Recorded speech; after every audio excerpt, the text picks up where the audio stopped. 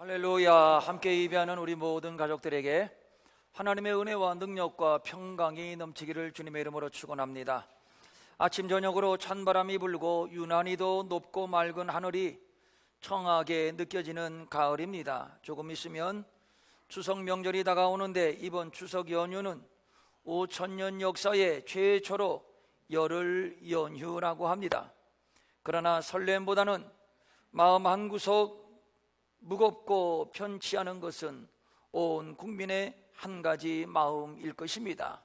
북한의 핵실험은 정치, 외교, 경제, 국방 등등 우리 사회 전반에 걸쳐 큰 파장을 일으키고 있습니다.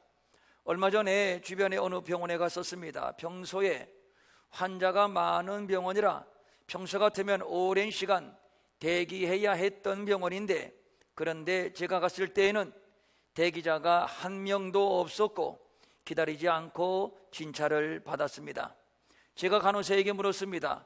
평소에 환자가 굉장히 많은 병원인데 오늘은 환자가 없네요 했더니 간호사가 하는 말이 불경기라 그래요. 그 말을 듣는 순간 저는 이런 생각을 했습니다. 아무리 불경기라고 해도 아프면 병원에는 가야 되는 것 아닌가 생각하다가, 그리고 또 생각하기를 아프지만 돈이 없어서 병원에 가지를 못하는구나. 우리 인생은 겉보기와는 다르게 행복한 것 같아도 내심 일만의 불안을 안고 살아가고 있습니다. 지금은 문제 없다는 사람까지도 앞으로 어떤 불행이 닥치지는 않을까 해서 또 불안합니다. 그래서 야곱의 고백과도 같이 아무리 큰 소리 쳐봐야 험악한 인생일 수밖에 없는 것이지요. 예수님 당시의 분봉왕이었던 헤롯, 그는 천하의 권력자였지만 그 자리를 누구에게 빼앗길까봐 늘 불안에 시달렸습니다. 그런 나머지 정신분열증에 걸리게 되었고, 그래서 자식이 자기의 자리를 빼앗을까봐 자식을 죽이고, 아내가 그 자리를 빼앗을까봐 아내를 죽이고, 그것으로 모자라 어머니까지 죽였습니다. 오늘 이 불안의 문제를 주 안에서 해결할 수 있기를 바랍니다. 오늘 본문의 내용을 대략 말씀드립니다. 베드로가 복음을 전하다가 그만 감옥에 갇혔습니다. 헤롯 왕이 베드로를 옥에 가둘 때에는 단순히 엄포용이 아니라 이번 기회에 베드로를 완전히 죽여 없애버릴 작정이었습니다. 그런데 공교롭게도 때는 무교절이었습니다. 무교절은 이스라엘 백성들이 출애굽할 때에 누룩 없는 떡을 구워 먹은 것을 기념하는 절기인데 7일 동안 무교봉을 먹으면서 이 절기를 지켰습니다. 그러므로 이스라엘 백성들은 이 절기를 경건하고 엄숙하게 지켰는데, 이 절기 동안에는 사형수라 할지라도 절기가 끝날 때까지는 사형 집행을 연기하는 것이 관례였습니다.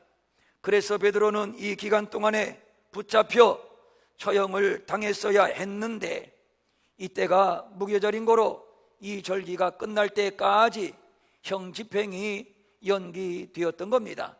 그래서 길어봐야 일주일 후면 처형을 당할 겁니다.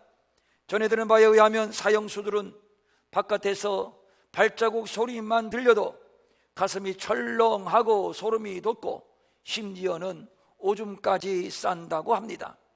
사형을 당할 정도라면 보통 포악하고 보통 거친 사람이 아닐 것인데, 그런데 그런 사람이라 할지라도 그만큼 죽음은 두렵고 공포스러운 것입니다. 매는 먼저 맞는 것이 낫다고 하는 말이 있는데, 베드로에게 형이 연기되었다고 하는 것은 그만큼 그에게는 하루하루가 괴로운 날들이었을 겁니다. 더구나 당시의 상황은 절체절명의 위급한 상황이었습니다. 헤롯 왕은 이미 제정신이 아닙니다.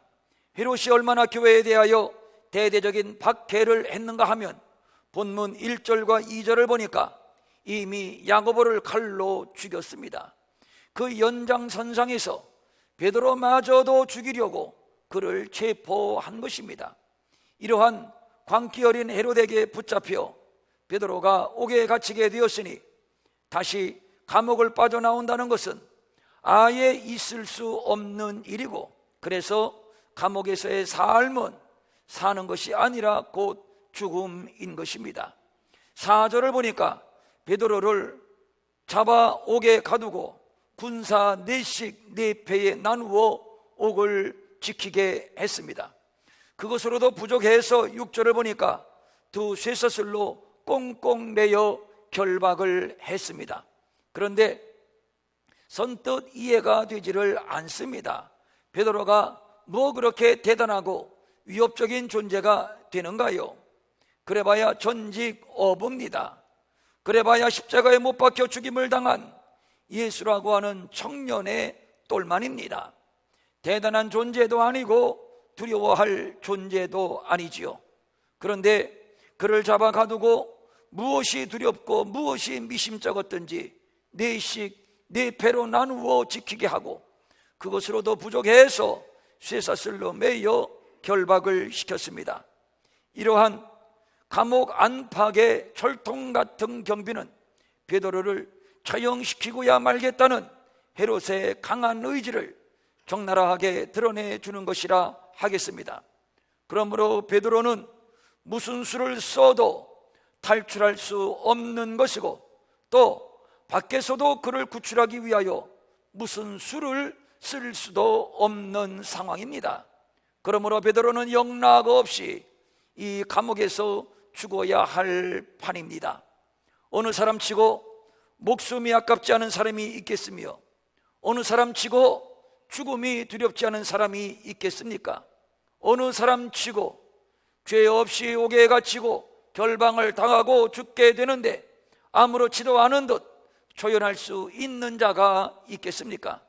죽음이 얼마나 두렵고 공포스러운지 예수님조차도 이 죽음을 피해보려고 땀방울이 핏방울이 되도록 기도하셨던 적이 있었습니다. 마태복음 26장 39절입니다. 내 아버지여, 만일 할만하시거든 이 잔을 내게서 지나가게 하옵소서. 인간을 가장 두렵게 하고 가장 공포스럽게 하는 것은 죽음입니다. 아이들이 싸울 때 상대방을 제압하기 위해서 쓰는 말이 너 죽을래? 너 죽었다, 이 말이지요. 그만큼 죽음은 철부지 아이들에게까지 두려움 자체인 것입니다. 죽음이 이렇게 두려운 것은 죽음은 죄의 결과로 선고된 하나님의 심판이기 때문입니다. 어느 누가 이 죽음 앞에서 초연할 수가 있겠습니까?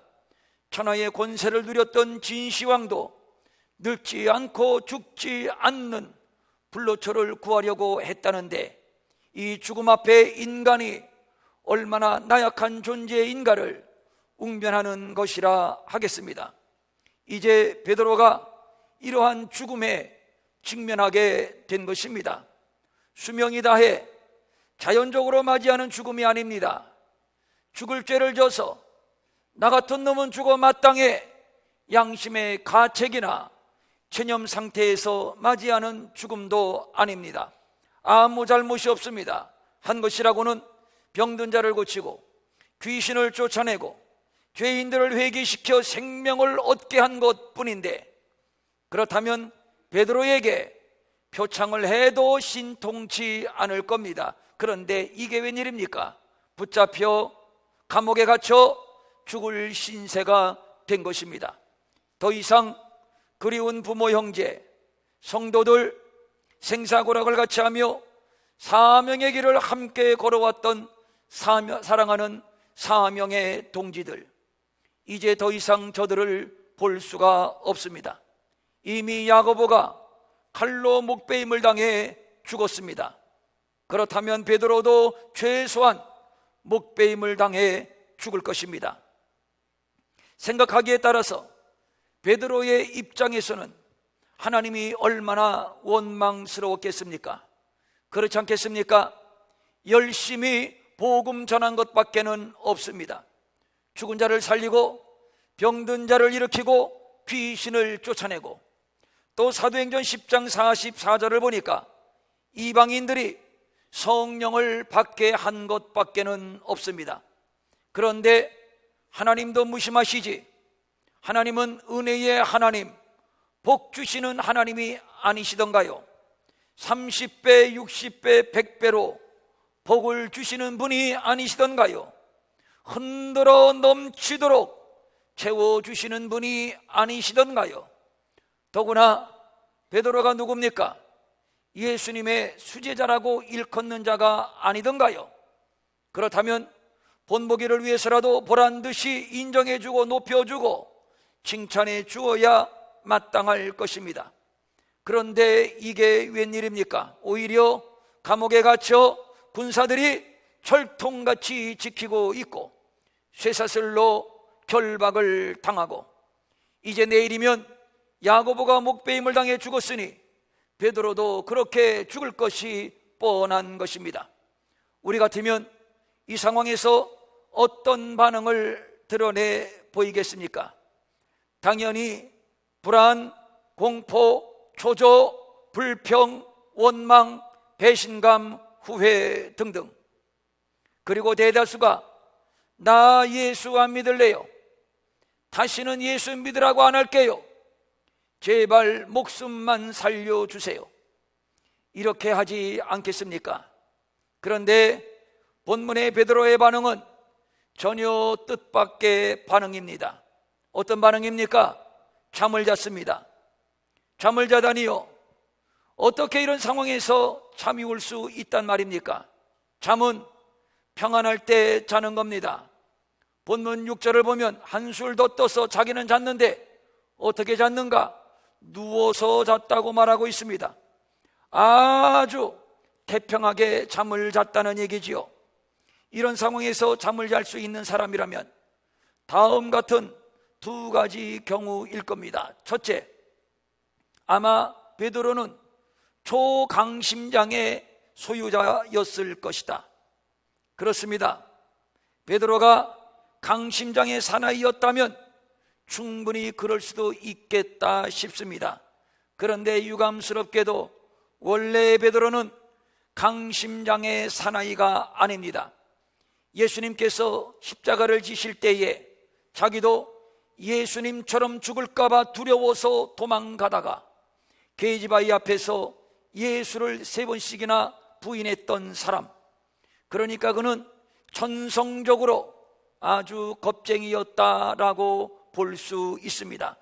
두 번째, 그렇다면 죽음이 뭔지도 모르는 철없고 생각 없는 멍청이였는가?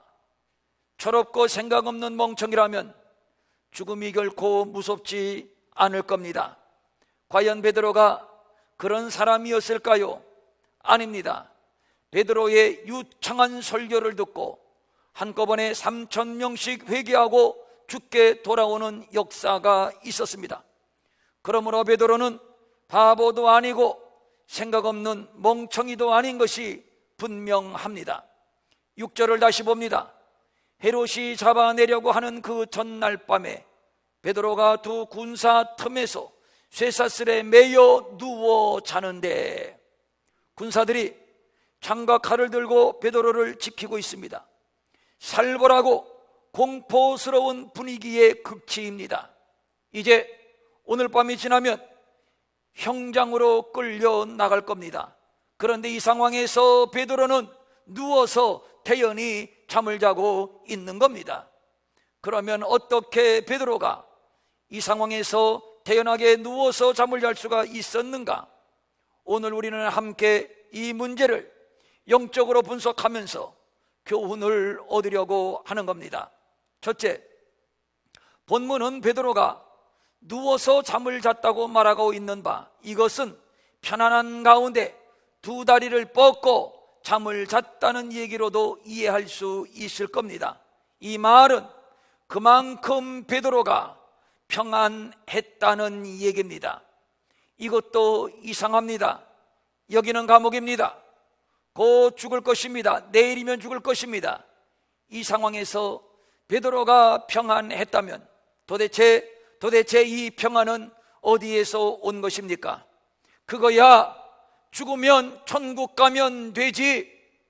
이 평안은 믿음에서 오는 평안이요, 하나님께로부터 오는 평안입니다.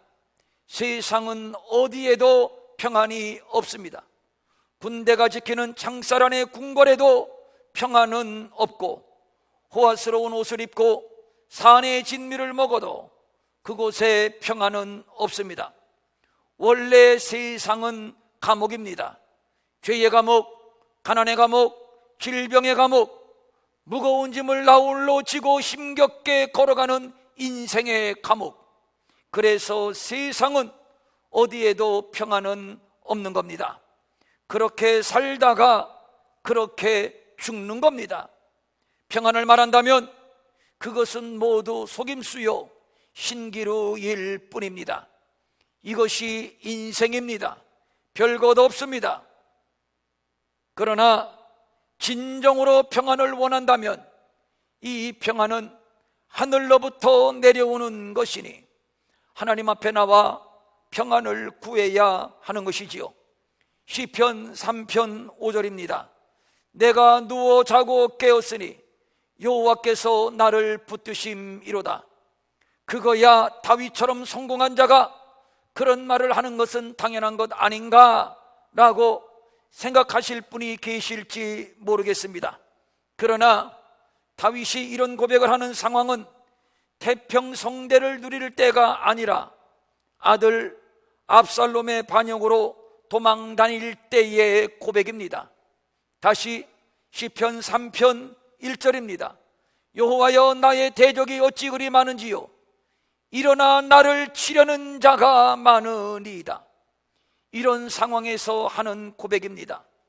내가 누워 자고 깨었으니 여호와께서 나를 붙드심이로다. 그가 잠을 자도 쪽잠, 선잠을 잔 것이 아닙니다. 누워서 잤습니다. 대자로 누워서 코를 골며 골아 떨어졌을 것을 충분히 상상할 수 있습니다. 천사가 와서 베드로를 깨우는데 도무지 일어나지 않습니다. 나중에는 곤히 자고 있는 베드로의 옆구리를 쳤습니다.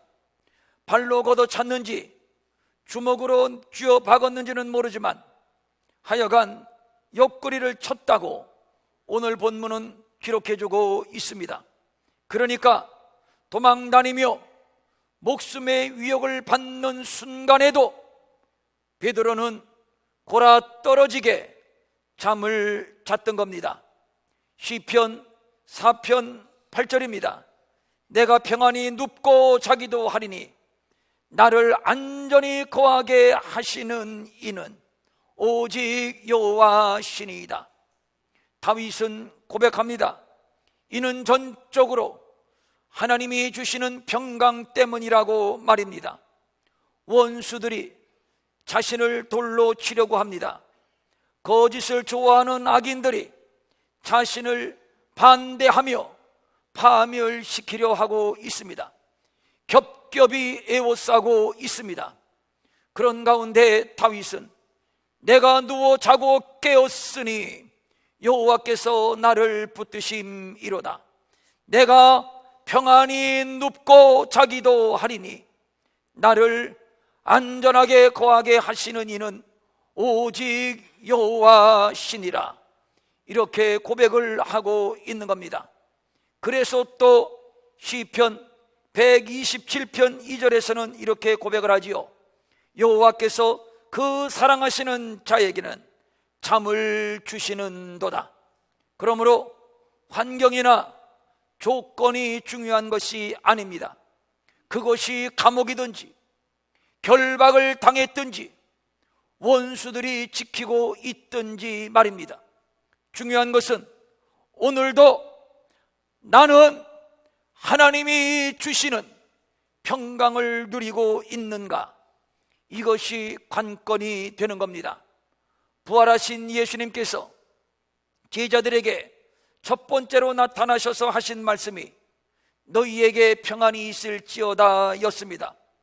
평안은 인간이 누릴 수 있는 최고의 복이요, 인간이 누리는 최고의 은혜인 것입니다. 산의 진미를 먹고 불안, 불평으로 얼룩진 사람, 그러나 반면에 주먹밥을 먹어도 평안할 수 있는 사람, 누가 더 행복한 사람일까요? 잠언 17장 1절입니다. 마른 떡 한 조각만 있고도 화목하는 것이 제육이 집에 가득하고도 다투는 것보다 나으니라. 여기에서 화목은 평강을 의미한다고 봐도 괜찮을 겁니다.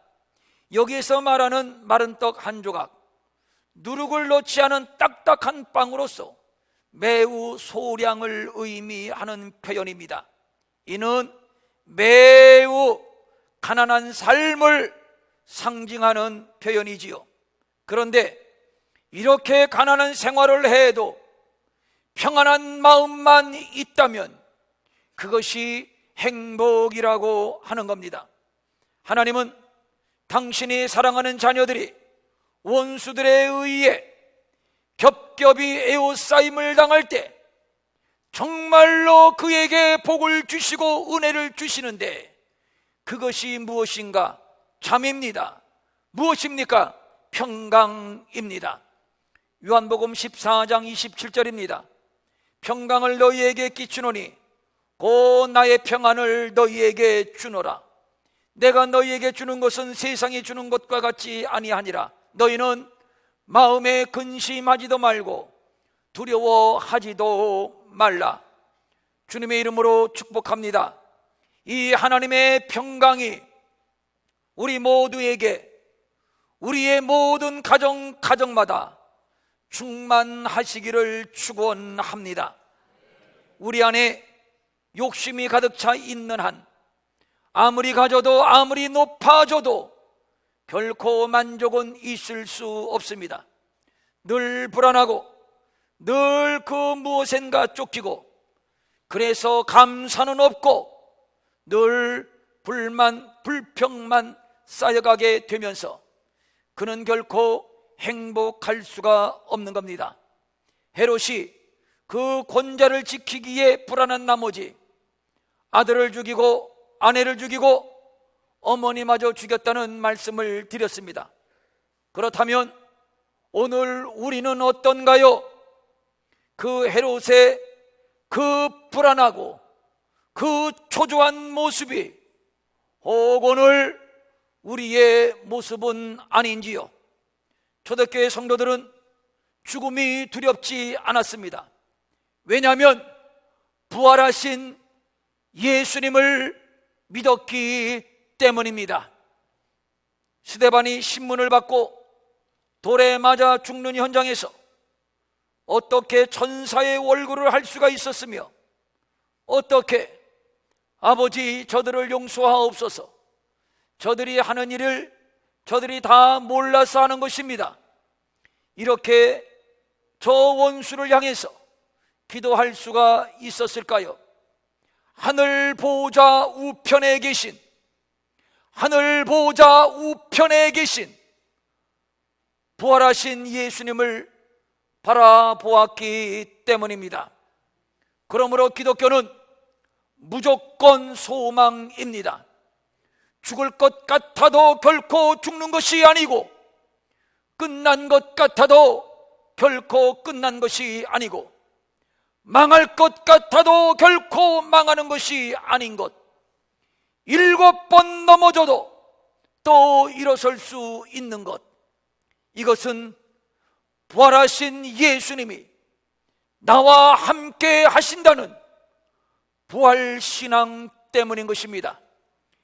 이 땅에 수많은 종교가 있고 수많은 신이 있고 수많은 교리가 있지만 부활을 말하는 종교는 기독교밖에 없으며, 나는 부활이요 생명이라고 말씀한 자는 우리의 구주 예수님밖에 없으니, 우리가 감옥에 갇혔어도 쇠사슬에 매였어도 평안할 수 있는 것은 부활의 예수님을 바라보는 믿음 때문인 것입니다.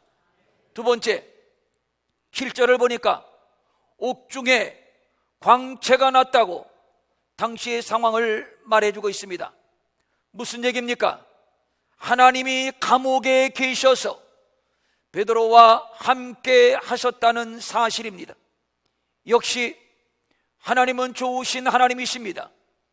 역시 하나님은 우리의 믿음을 배신하는 분이 아니십니다.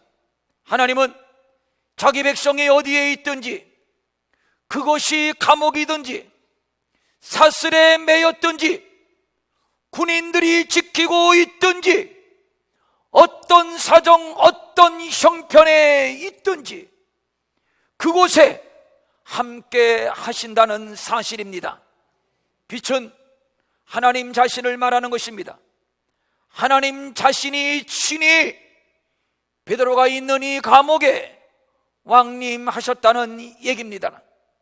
빛으로 모세에게 왕림하셔서 모세를 부르신 하나님, 다메섹 도상의 바울에게 빛으로 나타나셔서 그를 사도로 부르신 주님, 빛으로 세상 가운데 오셔서 어두움을 몰아내시고 자기 백성을 죄에서 구원하신 하나님께서 지금 빛으로 베드로가 있는 감옥에 친히 왕림하신 것입니다. 감옥은 절망의 장소요, 불안과 공포의 장소요, 두려움의 장소입니다. 내일이면 형장의 이슬로 사라지게 될 죽음의 현장, 감옥입니다. 그런데 참으로 놀라운 사실은 이러한 감옥에 하나님이 친히 빛으로 찾아오셨습니다. 그 순간 어떤 일이 일어났습니까? 두려움이 물러가고 공포도 물러가고 어두움도 물러갔습니다. 쇠사슬이 손에서 벗겨져 나갔습니다. 그리고 옥문도 열려졌습니다. 그리고 유유히 간수들 앞을 지나 감옥을 빠져나왔습니다. 얼마나 극적이고 얼마나 신나는 장면입니까? 사랑하시는 성도님들, 혹시 지금 나는 갇힌 감옥 인생이라고 생각하면서 신세 타령, 팔자 타령, 조상 탓이나 하면서 기쁨이나 행복 없이 하루하루를 그럭저럭 살아가시는 분 계시지 않습니까? 육신적으로야 그런 대로 잠을 잔다 해도 정신적으로 잠을 설치고 죽지 못해 산다 하시는 분, 그래서 나는 불행한 인생이라고 여기시는 분, 혹 이 자리에 계시지는 않습니까? 물질의 감옥에 갇히고 질병의 감옥에 갇히고 남편에게서 행복을 찾지 못하고 아내에게서 행복을 찾지 못하는 감옥에 갇힌 인생들, 자녀들 때문에 한숨이 그치지를 않아 감옥 생활을 하고 계신 분들, 혹 이 자리에 계시지는 않습니까? 이 시간 종이 간절히 복을 빕니다. 하나님의 평강이 그런 모든 분들에게 넘치기를 주님의 이름으로 축원합니다. 하나님께서 빛으로 우리 가운데 임하셔서 칠흑 같은 인생의 어둠을 몰아내 주시기를 간절히 축복합니다. 질병의 쇠사슬도 풀어지고 가난의 쇠사슬도 풀어지고 모든 불행의 쇠사슬이 풀어져 유유히 걸어 나오는, 그리하여 마음껏 자유함을 누리는 기적과 능력의 삶으로 역전될 수 있기를 축복합니다. 성전 미문에 평생을 걸어보지도 못하고 구걸만 하며 살아온 장애인이 은과 금은 내게 없다, 그러나 내게 있는 것으로 내게 주노니 곧 나사렛 예수 그리스도의 이름으로 일어나 걸어라. 한 번의 기도로 일어나서 걷기도 하고 뛰기도 하며 마음껏 여호와를 찬미했던 그 치유와 회복과 능력과 기적이 우리 모두에게도 일어날 수 있기를 주님의 이름으로 축원합니다. 또 고린도후서 4장 8절 이하 10절입니다.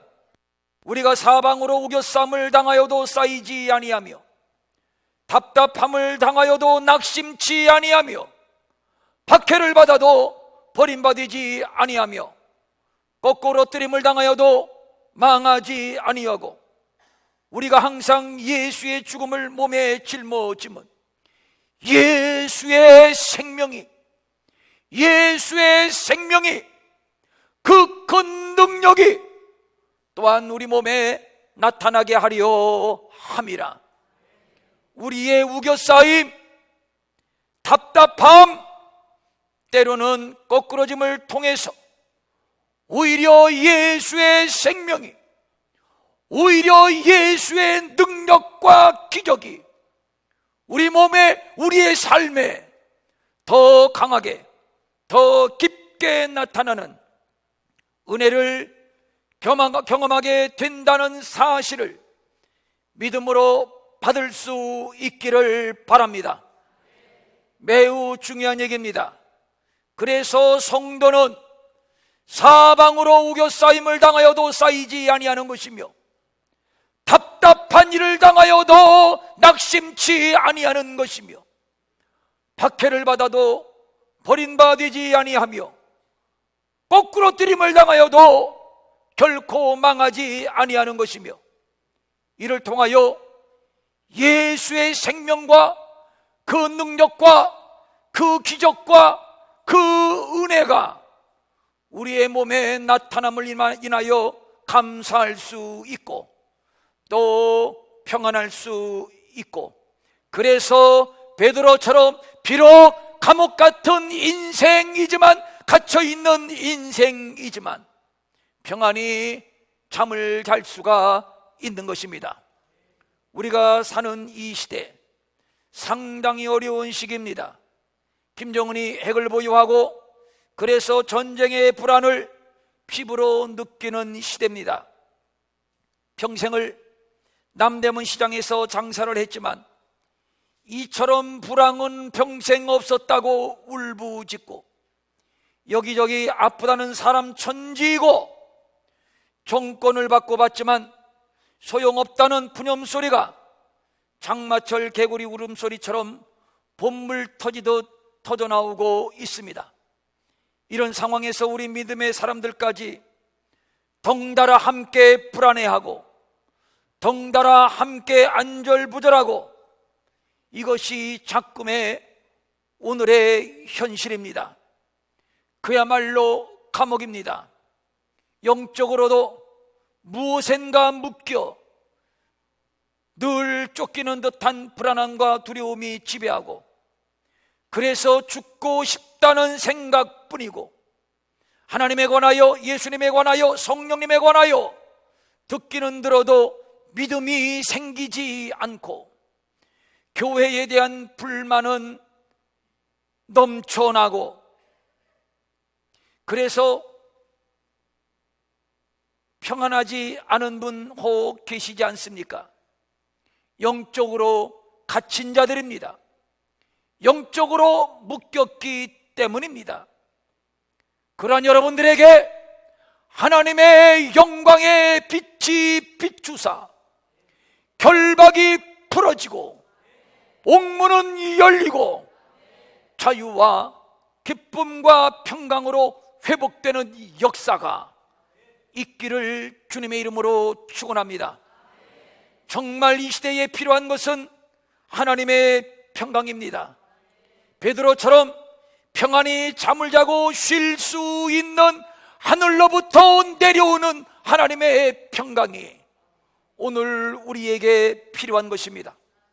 하나님께서 이 땅, 이 나라, 이 민족 가운데 영광으로 임하사 정치적, 경제적, 외교적, 군사적 결박은 풀어지고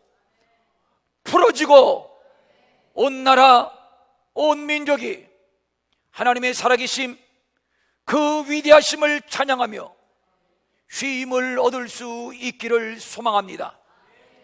하나님이 하시면 반드시 그렇게 될 줄로 믿습니다. 주여, 우리에게 평강을 주옵소서. 평강을 주시되 누워서 편히 쉴 수 있는 평강을 주시옵소서. 두려움과 불안, 초조를 물리쳐 주시고 꿈속에서도 감사와 찬송으로 평강으로 넘쳐나게 하옵소서. 이 하나님의 평강이, 베드로가 감옥에서 누렸던 이 평강이, 이 하나님의 평강이 사랑하는 우리 모든 성도님들과 가정과 뿐만 아니라 이 나라, 이 민족 가운데 충만히 기름 부어지시기를 주님의 이름으로 축원합니다. 축원합니다. 아멘. 일어나셔서